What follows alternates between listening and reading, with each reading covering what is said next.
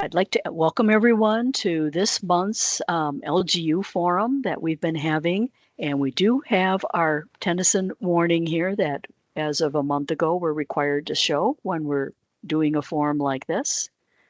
Today's agenda, which is what to listen to, is talking about some of the newer information that we've got nationally. And Janel will be talking about the NOAA Atlas 15 effort. And I'm going to stop sharing and have Janel start presenting. Yeah, so I'm Janel Hanrahan. I am with RTI International, so we're a contracting agency that's one of several actually that's helping to develop NOAA Atlas 15. And so I'm actually physically located in the state of Wisconsin in Chippewa Falls, so not too far from you all. So I've appreciated having my time back here, although we had freezing temperatures overnight, and I think my garden is done for, which is kind of a bummer. But it's good to be back here. I spent about 12 years in the state of Vermont, where I was faculty in an atmospheric sciences department. And then I just started working for RTI International to help lead this project about 2 years ago.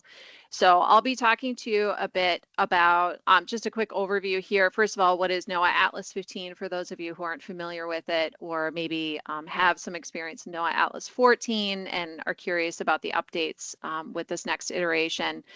I'll spend a little bit of time talking about the extreme time series precipitation database that needs to be fed into the Volume 1 and Volume 2 frameworks, which I'll spend most of my time talking about.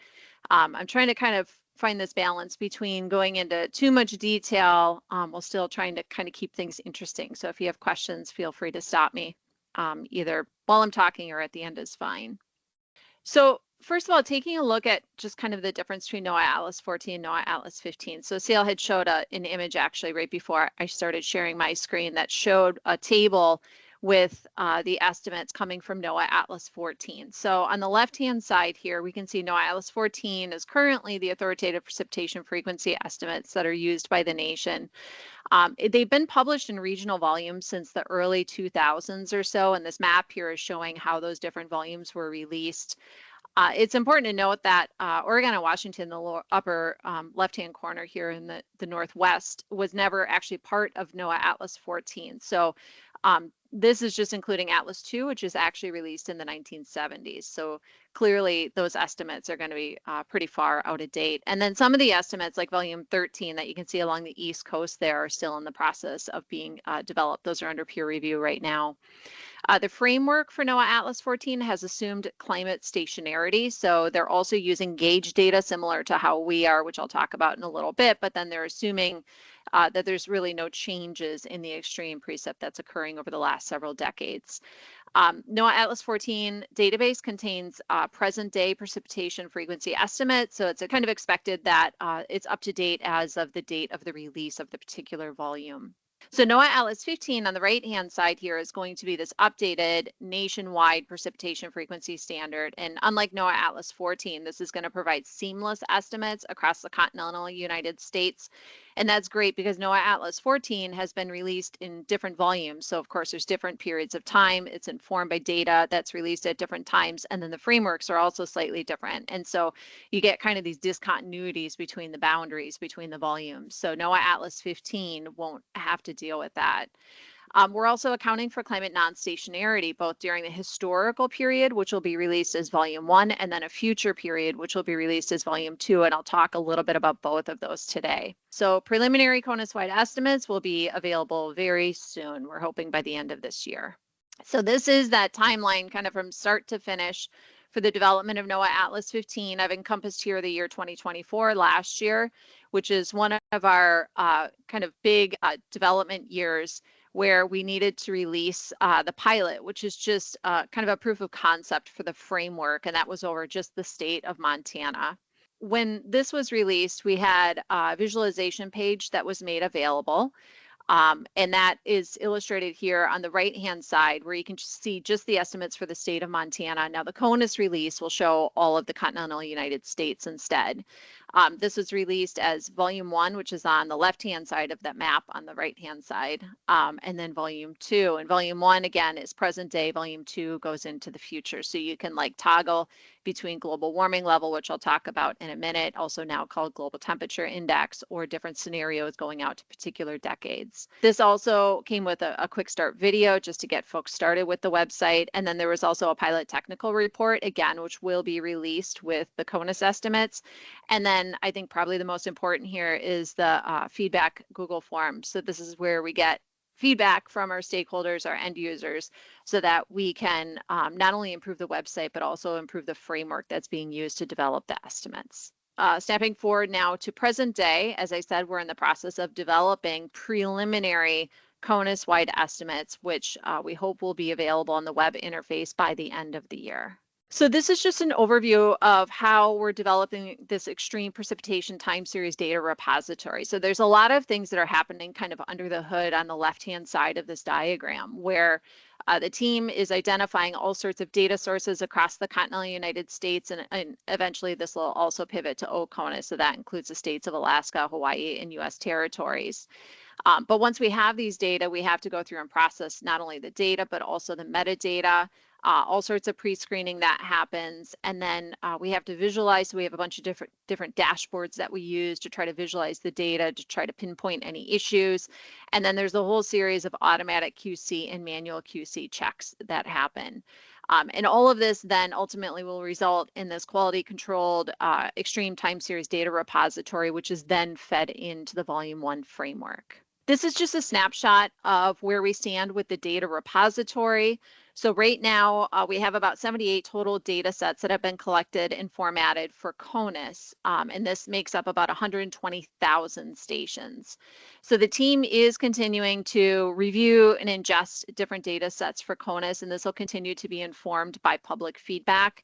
And then I do have Lynn Trabacchino's email address on here in case you're interested in reaching out if you know of a data set or you have a question about that. She'd be happy to answer that.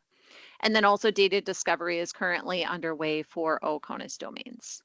So this is just a quick example of some of the both automated and manual QC that has to happen for all of these different data sets that I just talked about. So this is an example of a station in Higgins Lake, Michigan, where 5.8 inches was at least digitized. So a lot of these records that were written down, on a piece of paper 100 years ago have since been digitized. And of course, there's sometimes issues with that process. So this particular outlier was automatically flagged. So you can see the curve in the lower left here where you have this value that's higher than kind of the rest of the values on here. And so we don't say right away that it's a bad value, but we say, okay, maybe we should just investigate this because it's something that could obviously skew our estimates in the end if it's incorrect. So this value is from almost 100 years ago. The observer sheet that you can see here on the right-hand side, which was literally a piece of paper that somebody was filling out with a pencil or a pen, you can see it looks pretty old because, again, it's almost 100 years old. But the value of interest here is the one that occurred right here. So we're looking at November 18th, 1928, and you can kind of make out this 5.8 in here, but it's still really hard to tell if this is accurate or not. So there's some other things that we look for on the sheets. Assuming these are available, all the sheets look a little bit different. But this particular sheet, if you come down to the bottom, this is the monthly total, which you can see here is 1.88. That's a little clearer than what we can see for just that one day. But in addition to that, over here on the right-hand side, this particular sheet has a spot that the observer filled out, which is the greatest amount that fell in 24 hours. And here it's a little clearer. You can see that 0 out front. It's actually supposed to be 0.58. And so this is a great example of just the amount of work that has to go into kind of finding these sheets, like doing this troubleshooting, learning about what's happening at the time, and then making the correction so that we make sure that we have this time series that has the most accurate data possible. So the data repository, in addition to doing the automated and manual QC work that I just talked about, we also have to think about other ways that we can kind of filter these data. So the maps across the top here show the total stations that were collected and formatted. So starting with sub-hourly where we have fewer stations, and then up to daily where we have a lot more stations. And it's pretty clear here, you can see actually the state of Minnesota there in North Dakota. outlined, just because there's a lot more stations there than kind of in the surrounding areas. But that sort of thing is not ideal when we're generating these precipitation frequency estimates, because we don't want to end up with like discontinuities along state boundaries and things. So after we do the automated and manual QC, then there's lots of cleanup, merges, delete. So if stations are really close to each other, if there's a station with some missing data, but there's another one nearby where we can kind of fill that in. After that whole process, then we end up with the maps that you can see along the bottom. This is an ongoing process, but we can see that the maps along the bottom are a little more consistent with respect to just like station density across CONUS and things like that. So the data that I just showed on the last slide are the ones that are then fed into the framework specifically for volume 1. So this slide is actually covered in probably 10 pages within the technical documentation. But again, just trying not to go into too much detail here, but the details will be available if there's interest. But of course, I can also answer any questions you might have.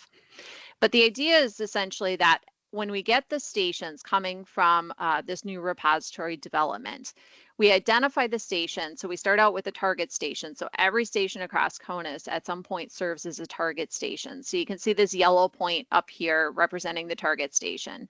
And we're using a regionalization approach. And so what that means is we identify all of the stations within a particular radius. We're using 160 kilometers here.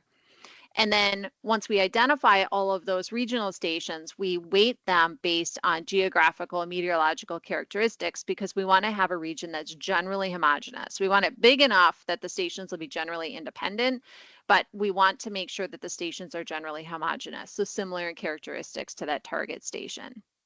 And so after we've done this weighting, then we estimate the general extreme value parameters via MLE.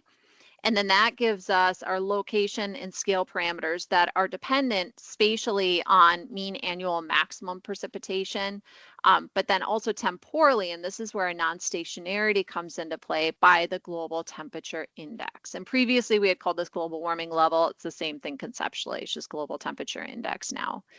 And the GTI is illustrated here by the time series in the lower right-hand corner. This is really just taking a look at global average temperatures compared to the pre-industrial values, so they're temperature anomalies, and then we're taking this 20-year moving average, and the 20-year moving average is what serves as that temporal covariate.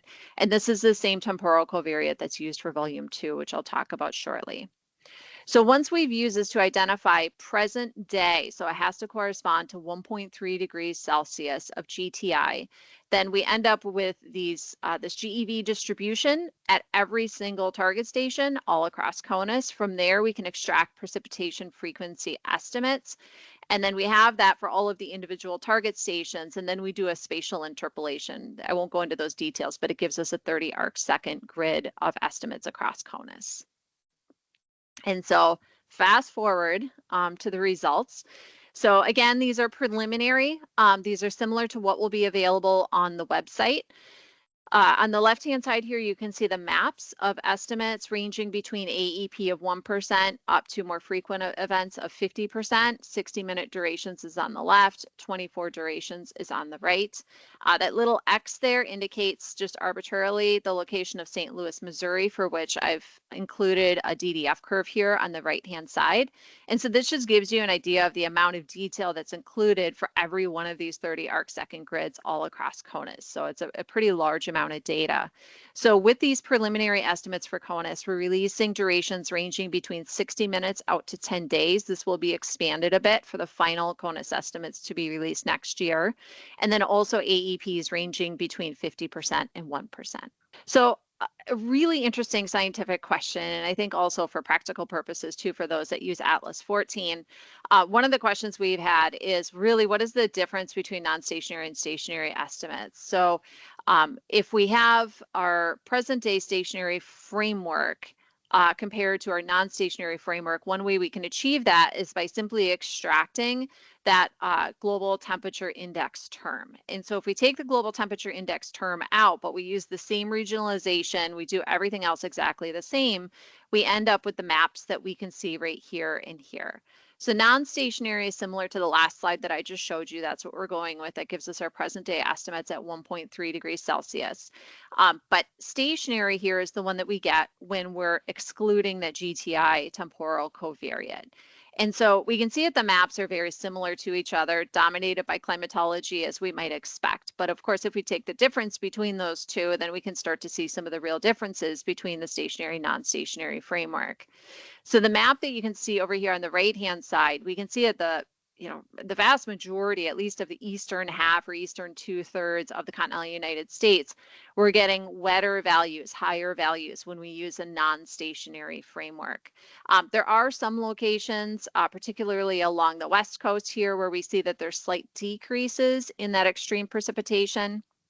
And what we're finding when we just do a trend analysis, this is just taking a look at a subset of the stations across CONUS. Only the ones in darker colors here are indicating statistically significant trends at the 5% level here just since 1960. And we can see that our differences here in the non-stationary minus stationary largely reflects those trends that we're seeing in gauge data, which is, of course, what we would expect. But then in addition to that, we wanted to take a look at the difference between Atlas 15 and Atlas 14, and that's what you can see here in the lower right-hand corner. Keeping in mind that Atlas 14 was released in all these different volumes, so there's discontinuities at state boundaries and things like that, but we can still kind of stitch all of those together and then literally just take the difference between what we're getting with Atlas 15 and Atlas 14. And kind of surprisingly, because we're using MLE instead of L moments, we're using a different regionalization scheme that's almost fully automated compared to Atlas 14, which was mostly manual.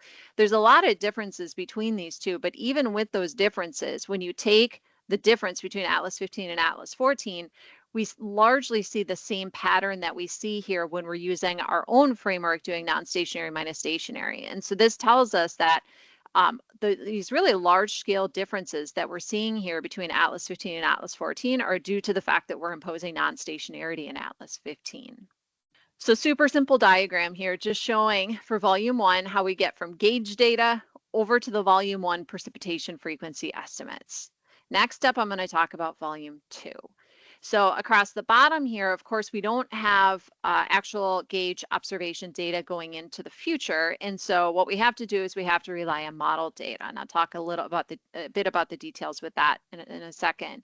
But essentially, we're using all these downscale climate model ensembles. And from there, the team develops adjustment factors. The adjustment factors then are combined with the volume 1 estimates or applied to the volume 1 estimates, which then gives us the volume 2 estimates. So this is just a temporal schematic here showing global temperature anomaly starting in the late 1800s out through the year 2100. Again, the volume 1 estimates are kind of a snapshot of present day as of the year 2024. And this is informed by only historical gauge data. Volume 2 data, however, are informed by climate model data, which generally range between about 1950 out to the year 2100. And specifically, they're using different dynamically and statistically downscale products coming from both CMIP 5 and CMIP 6 simulations, which gives us then information at different what we're calling global temperature indices again. So this is when each respective model reaches a particular kind of global increase in temperatures relative to a baseline temperature, which is during the year 2024. And so they can identify extreme precipitation at one global temperature index, compare it to that baseline, and then create this adjustment factor then that can be ultimately applied to the volume 1 estimates.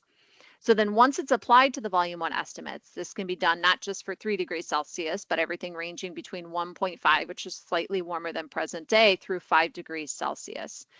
The team is using SSP 5.8.5 for this purpose, not because we're in some way saying that this is the most likely scenario, but instead because it encompasses the widest range of global temperature indices.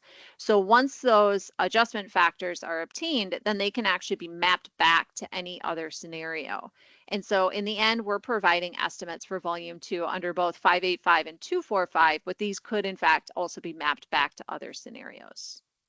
So on the right-hand side here is just a snapshot of the adjustment factors. These are in percentage at 3 degrees Celsius of global temperature index. As I mentioned, these adjustment factors are developed from this combination of downscale products from CMIP 5, CMIP 6. If you're interested in the details, I have some of them here. Again, it will be in the documentation, but the statistical models are informing kind of daily plus adjustment factors. So the team is using LOCA 2 star and UWPD products. And then dynamical models do a little bit more of that convection resolving processes. So they're available at a higher spatial and temporal resolution. So because of that, we have those for sub-daily estimates. So those are used for both the sub-daily and then also going out to the daily in conjunction with the statistical models. And then also on the volume 2 side of things, the model spread, so the spread of those ensemble members is what's used to provide us with confidence intervals.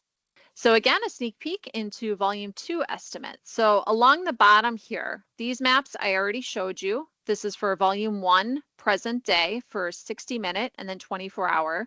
But now as we go up the screen, these are all for AEP of 1%. As we go up the screen, this is under 3 degrees of warming and 5 degrees of warming. And I guess I shouldn't say of warming because it's the global temperature index. So it's relative to present day, which is 1.3.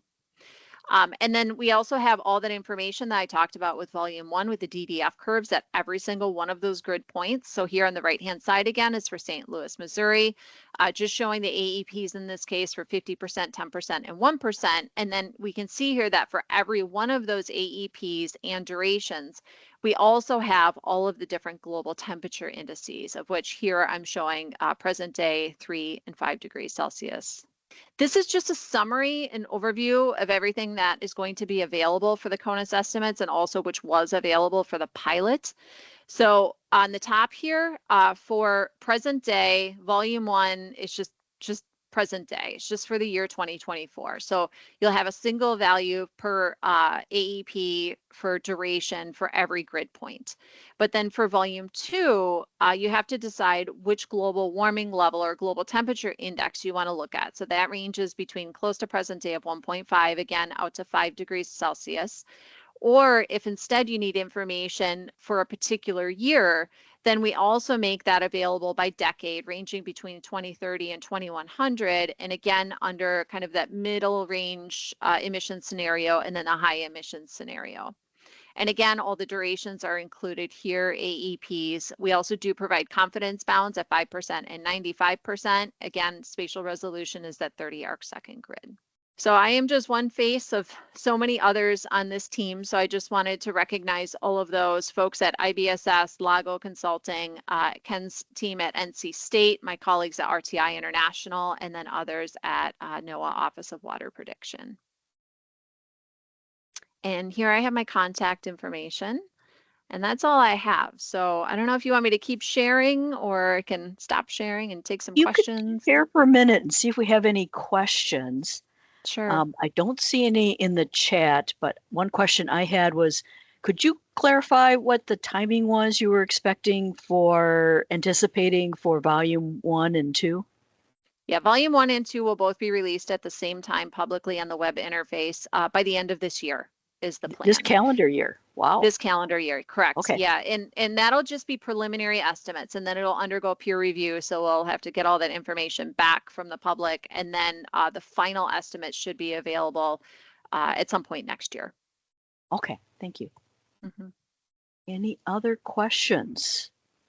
I guess I've got a question. Ahead, Gary. Not so much for Janel as it maybe is for the DNR mapping folks, but I'm curious if FEMA has talked about Atlas 15 and the modeling that they're going to be doing in the future for the flood insurance rate maps. I assume they've been looking at this and plan to incorporate it, but does anybody know? Jeff, go ahead. That's a great question, Gary. And we haven't gotten a definitive answer for how they're going to be incorporating this into the regulatory environment.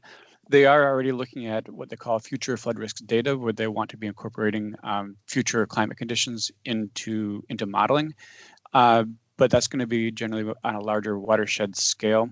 And it's not clear yet how they're going to be using those results into regulatory maps. So they will be incorporating it into modeling that way communities can use the data, but how it's regulatory is yet to be determined. Thanks. And had a question, will 500-year and 1,000-year recurrence intervals be in the future Atlas 15?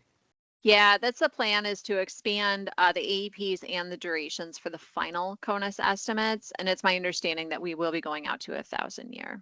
To 1,000, because as we'll hear about ASCE 2424, we'll be that much more interested in 500, 750, and 1,000-year. Great. Again, thanks everyone for attending. Appreciate you being here, especially appreciate our presenters.